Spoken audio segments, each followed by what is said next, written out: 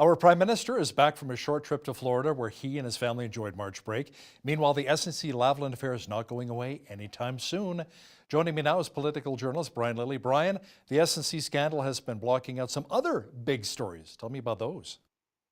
Yeah, and not just the fact that the prime minister was in Florida for a while. For people that know Florida, he was in the Fort Myers area, by the way, local NBC affiliate, catching up with him down there and tracking him down because they found it fascinating. Fort Myers, about 2 hours south of Tampa on the Gulf side, and across about even with West Palm Beach, where Donald Trump is famous for staying, but on the opposite side of the Florida peninsula. So Justin Trudeau down there trying to escape the SNC-Lavalin affair, but in the meantime, we're missing all kinds of other issues. Like, did you know that Stats Canada released the fourth quarter GDP growth projection or growth results, not even projections, and the Canadian economy grew at 0.1% in the fourth quarter, Hal.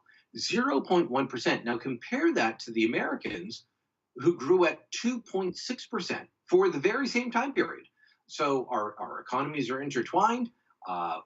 We live side by side, and they grew at 2.6%. We grew at 0.1%. The unemployment rate remained unchanged at 5.8%. And people were heralding, oh, look, 55,000 new jobs created. Well, about 40,000 of those jobs were in Ontario alone. Ontario is doing not bad, but I can tell you that big chunks of the country, Newfoundland, Nova Scotia, Prince Edward Island, Manitoba, Saskatchewan, they all lost jobs. And the provinces that lost jobs, it equaled 7,200 jobs. That's almost the 9,000 jobs that SNC-Lavalin says that, will vanish if they have to go to court. So a lot of issues not getting the play that they deserve. And that includes Richardson International out of Winnipeg, a major grain handler. They had their canola export permit for China revoked by the Chinese government, and an awful lot of people look at it and say, there's often back and forth about Canadian canola going into China. They're trying to protect their domestic rapeseed industry. But no, this is being viewed as retaliation over Huawei. Yeah, we've lost a lot of jobs here in Alberta as well, not just the energy sector, but of course with the Canadian canola ban going to China here. Now, Brian, it seems that it's not just Canadians who are paying attention to the SNC-Lavalin affair, but also the foreign media and the bribery working group of the OECD, or the Organization for Economic Cooperation and Development. Tell me more about that. Yeah, well, just before I get to the OECD looking into this, I can tell you that New York Times has written about this, the Washington Post, the BBC, the Guardian, they've all written about Trudeau's troubles. I personally have been contacted by radio shows in the United States, syndicated radio shows across America, in New Zealand by the BBC, asking me, can you come on and talk about this? We're interested in finding out. Let me tell you, I've been at this a long time, Hal. That does not happen all that often without some dramatic event happening in Canada. This, tell me about your prime minister. That's not a usual question from foreign media. But now the OECD, their bribery working group, issued a statement on Monday of this week saying, we're monitoring what's happening between the Trudeau government and SNC-Lavalin, and we're interested in it. We will continue to monitor and look into this. This is the OECD is about 36 countries, major economies around the world, and they've pledged to provide data, follow certain guidelines, all about improving economic cooperation and development, as the name would allude to. But also, as I said, they've agreed to certain principles, and one of them is making sure that bribery and corruption is not a normal part of business. Now, their bribery working group is saying, we're monitoring what's happening in Canada. We're watching it closely. Shouldn't that be a wake-up call for all Canadians that don't think that this is an issue, that think that this is just the way business is done? It's not the way business is supposed to be done. And the fact that an international body is monitoring this should be cause for concern for all Canadians. Now, one of the main talking points from Prime Minister Justin Trudeau is that if SNC-Lavalin faces prosecution, then the company could move or even go under, resulting in the loss of the 9,000 jobs you were talking about. But Brian, many experts say that's not necessarily the case. That may not be true. Look, I've looked into this myself. Economists have looked into it. Ian Lee from the Sprott School of Business at Carleton's looked into it. Lots of people have looked into it and said, this doesn't add up. As I mentioned, we lost 7,200 jobs in in the provinces that lost jobs in the last labor force survey. That's almost the equivalent of SNC. Beyond that, when it comes to this company in particular, yeah, there would probably be some executives that would lose their jobs. Let's say the company, worst case scenario, the company goes under because they're prosecuted and convicted on these bribery and corruption charges. I don't think they would go under even if they were convicted. But let's say they did. The head office jobs with the executives might disappear. But what about those engineers? What about those construction workers? Would they continue to be employed? Absolutely. And this is what the experts are pointing to. They say, look, SNC-Lavalin has a large back order catalog of projects they have to finish. They are about to be awarded, just by way of example, the second phase or part of the second phase of light rapid transit in the city of Ottawa. They're part of the first phase. They're going to get the southern expansion of the LRT project. That is a multi-year project that they're going to have to hire workers for. Most of the people that work for SNC-Lavalin, by the way, don't do so on a full-time basis. They are tradespeople that are called up because a project is, greenlit, it's funded, the company goes ahead with building it, and these people end up getting jobs. Those are the people that you have to worry about. And guess what? If SNC goes under, well, it'll be PCL out of Edmonton or Ellis Dawn out of Toronto that pick up the slack. Companies like that will step in and say, okay, you've got a big infrastructure project. We're able to handle that. We can do it. Let's get with it. Our Prime Minister had to deal with another headache recently in what a Liberal MP revealed about Trudeau's harsh treatment of her. And Brian, this has not been keeping with his feminist image. No, this is, she goes on Twitter by the name MP Selena. Her full name is Selena Cesar Chavanez. Toronto area MP, for people that know the area, it's Whitby. It's a suburb about half an hour outside of the downtown core of Toronto. And she's been, in the House of Commons for a little while. She's been outspoken on certain issues, very much in the Liberal mold, very much part of Team Trudeau. But she decided for personal reasons that she wasn't going to run again. Well, she told the Prime Minister on the same day that Jody Wilson-Raybould resigned from cabinet. And according to her account, he was furious. He was berating her, saying, don't you understand all the things I've done for you? Don't you get that you can't do this? I can't lose two women of color on the same day. The PMO pushed back and said, oh, no, that's not true. That didn't happen. Well, she put forward her husband, who said, well, I was in the room.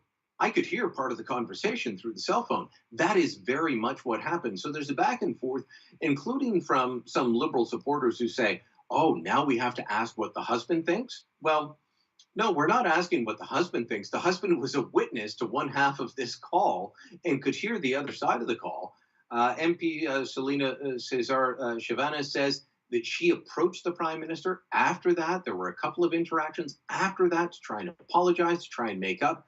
And he was still harsh. He was difficult. He was not in keeping with the image that he puts forward of the welcoming guy. I mean, she put out this tweet because he said, if only Jody Wilson-Raybould had come to me, I would have listened, I would have talked. And she said, really? That's not what happened when I came to you. Brian, 35 countries around the world were impacted by the Ethiopian Airlines tragedy, which left 157 people dead, including 18 Canadians. Churches in Toronto, Ethiopia, and Kenya have been holding very special worship services and vigils. Let's talk a bit about that. Yeah, the Ethiopian community, Toronto is the largest Ethiopian community in Canada. Um, Kenya lost about 35 people in that air crash. Canada lost 18.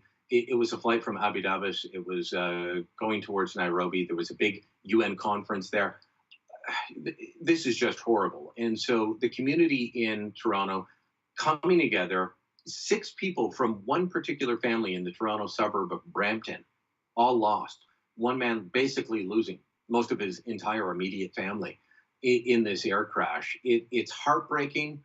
A large Orthodox Christian community out of Ethiopia In Kenya, it tends to be a bit more on the Catholic side, but in both, there's also the evangelicals. All of them coming together, having prayer services, offering up uh, prayers uh, of sorrow. It's heartbreaking to watch, quite frankly, Hal, and just it's led to a lot of questions about the issues of the plane. I know we'll get to that in a minute, but so many Canadians lost in that, and some just going to a United Nations conference on the environment, others going to visit family, others going, there was a Carleton professor from the University of Carleton University in Ottawa. So many Canadians lost in this. Very, very much a heartbreaking story. Yeah, Edmonton mom and her 5-year-old daughter Sophia also lost. Our prayers definitely going out to all of the families impacted by that terrible tragedy. Brian, a recent report by the Fraser Institute says Canada's economy and its competitiveness is being hurt by high income taxes. Yeah, this is an ongoing problem for the Canadian economy. Is that we talked about the hits that we're taking in terms of the canola export permits or the job losses, and those tend to be people at the lower end. Well, people at the higher end are being chased away, whether it's through surtaxes in Ontario. We've got them. I believe that the Notley government in Alberta brought one in not that long ago. You went from the flat tax to a multi-tiered tax.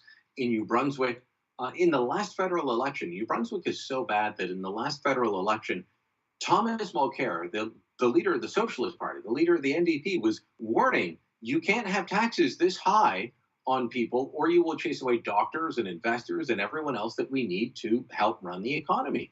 And unfortunately, over the last several years, there's been this Occupy mentality. Do you remember Occupy Wall Street? Well, it's basically become Occupy Canada. And there's this Occupy mentality that says, well, if we just soak the rich, we'll get enough taxes. At the federal level, Justin Trudeau tried this. He brought in $1 billion less than projected because, well, people with money have access to accountants, tax experts, lawyers that they can turn to and say, look, I'd rather pay you than pay the taxes. What can you do for me? They pay the lawyer or the accountant a certain amount and they get to keep more of their money and they figure out a way to do it and it's all legal. It's not illegal, it's legal. But unfortunately, Justin Trudeau's gone on this vein. Kathleen Wynne and the previous Ontario Liberal government's gone on this vein, Rachel Notley and governments, provincial governments, especially across the country. It's hurting the competitiveness of Canada. So beyond the investment climate for oil and gas, which I know you're very well familiar with, Hal, we've got across the country these elements biting away at the ability of investors to be able to come in and say, you know what, I'll invest my money, I will create jobs, but I want a return. They're just saying it's not worth it in Canada anymore. Brian, the NDP's orange wave is long gone with the passing of former leader Jack Layton. Numbers show the party has been struggling with leader Jagmeet Singh at the helm. Now, Singh has tried to shake up things a little bit by naming Alexander Boularice as a new deputy party leader to help woo the Quebec voters. What do we know about Monsieur Boularice? Well, he was part of the Orange Wave in 2011, and he kind of reminds me a little bit about a little bit of Tom Mulcair. Look, Jack Layton had roots in the Montreal area. In fact, last time I was in Montreal, I walked by Layton Audio. It's a store that his grandfather founded on St. Catherine Street decades and decades ago. It's still there, still bears the family name. But it wasn't Jack Layton that built the organization that allowed for the Orange Wave to happen. Jack Layton was the happy face of it. It was Tom Mulcair. And Tom Mulcair was Jack Layton's Quebec deputy. So Jagmeet Singh said, you know what, we're doing badly in Quebec. Let's appoint Alexander Boularice.